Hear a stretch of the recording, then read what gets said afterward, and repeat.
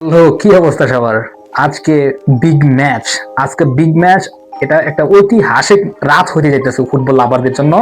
কারণ আজকে ইউসিএল এর 15টি ম্যাচ একই সময় বাংলাদেশ রাত দুটোই অনুষ্ঠিত হবে। রিয়াল মাদ্রিদ বেনফিকার ম্যাচ তো আছেই, আবার বার্সা কোপেনহেগেনের ম্যাচ আছে। রিয়াল মাদ্রিদে ওই ম্যাচ খেলবে, বার্সা আবার হোম ম্যাচ খেলবে। বার্সা যদি বর্তমানে টেবিল 9 আছে, যদি ভালো একটা গোলের অ্যাডভান্টেজ নিয়ে জিততে পারে তাহলে অবশ্যই বার্সা শীর্ষে 8-এ থাকবে। কারণ এদিকে আবার পিএসজি ব্রুসিয়া ডর্টমুন্ডের ম্যাচ আছে, ওইখান থেকে একটা টিম ওরা 7-8-এ আছে।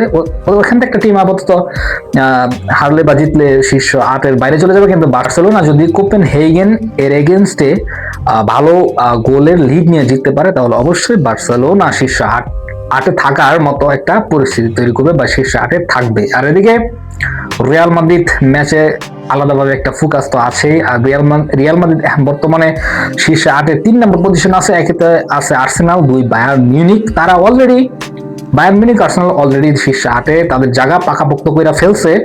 এখন আর কি নিয়ম রক্ষার ম্যাচ খেলতেছে। কিন্তু এদিকে রিয়াল মাদ্রিদের কথা একটু বলতে হয় বেনফিকার সাথে।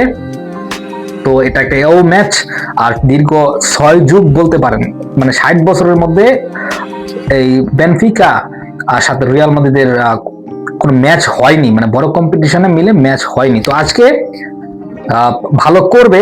আবার এদিকে আজকে মাদ্রিদিস্তা আপনার মাদ্রিদিস্তা যারা আছেন তাদের জন্য একটা ইমোশনাল ম্যাচ। কারণ আজকে আলভারো আলবেরোয়া কার মুখোমুখি জানেন?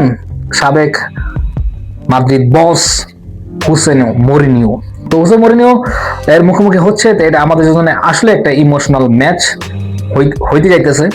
আবার এদিকে হোসে মরিনিওর প্রিয় ছাত্র ছিলেন আলভারো আলবেরোয়া, বর্তমান রিয়াল মাদ্রিদ কোচ। তো ওভারঅল বলা কিছু নয়, লিসবনে এই যে ম্যাচটাতে হচ্ছে মানে বেনিফিকার হোম গ্রাউন্ড, সেইখানে আমরা লা ডেসিমা জিতছিলাম অ্যাটলেটিকো মাদ্রিদের সাথে কামব্যাক দিয়ে আনচেলত্তির আন্ডারে। এই ম্যাচটা নিয়ে আমরা এখন উত্তেজিত, কারণ আজ এই ম্যাচটা আমাদেরকে জিততে হবে। আমরা পয়েন্ট টেবিলে 3-এ আসি, অবশ্যই আমরা শীর্ষে 8-এ থেকে ইউসিএল এর মানে শীর্ষ 8 পাকাপোক্ত করব। আমাদেরকে কোয়ালিফাই খেলা লাগবে না আশা করি।